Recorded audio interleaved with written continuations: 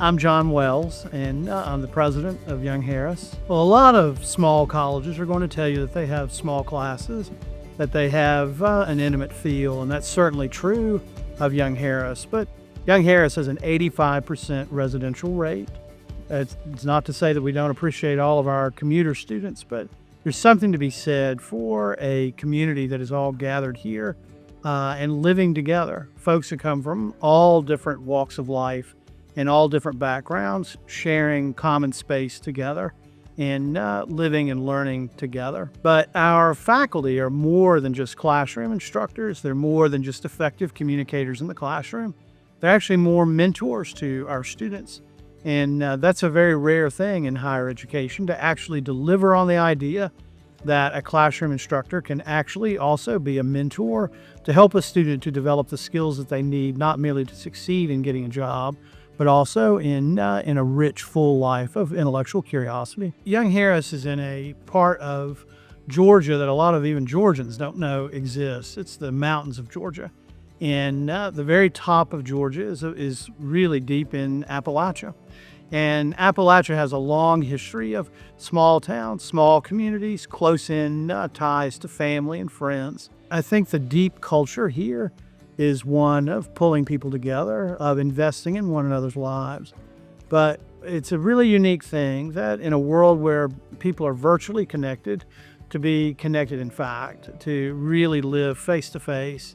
And Young Harris lends itself to that.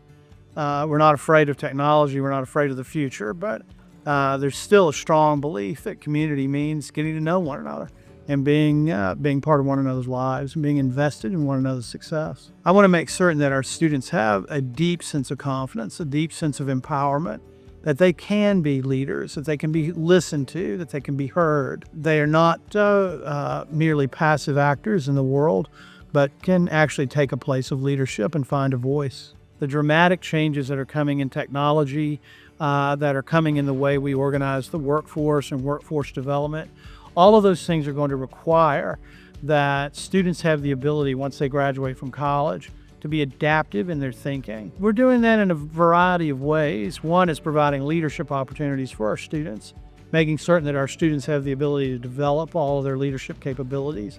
But we're also teaching them ethics. As an institution, we're leading with the understanding that in order to really keep up with technology, you also better keep up with the ethics that goes along with it. To be empowered, to be agents, means that we're not simply allowing technology to dictate our values. We've got to continue to be the carriers of virtue and of value. So we're teaching our students how to do that. But in addition, we're giving our students high impact practices, helping them with internships, with study abroad, to really have a sense that the world is not a threatening and menacing place, but it's a place where they're very much at home in the world. Young Harris is relying on its traditional liberal arts education to help students to develop those habits of mind that make them creative, innovative communicators. But at the same time, we're making them familiar with all of the changes that are happening in the world around us. They don't have the sense that they're merely spectators of what is happening to them, but they're actually empowered agents in their own lives. I think Young Harris has the capacity to be the kind of place that we really do need in our contemporary world. We need to build trust with one another again. We need to have a sense that you can disagree with someone and yet still see the humanity in that other person. We need to be the kind of institution that's creating citizens who are problem solvers, who are not afraid to collaborate with others, even if they disagree. I'm really excited about where Young Harris is going. We're preparing students for the workforce of tomorrow. We're giving them the intellectual curiosity they're going to need to survive in the world and to thrive in the world. And we're giving them the opportunity to fall in love with one of the richest biodiverse areas in the entire North American continent. They're all right here and all on a campus with 85% residential community. It's a tremendous coalition of variables that have come together to make Young Harris a truly unique higher education experience.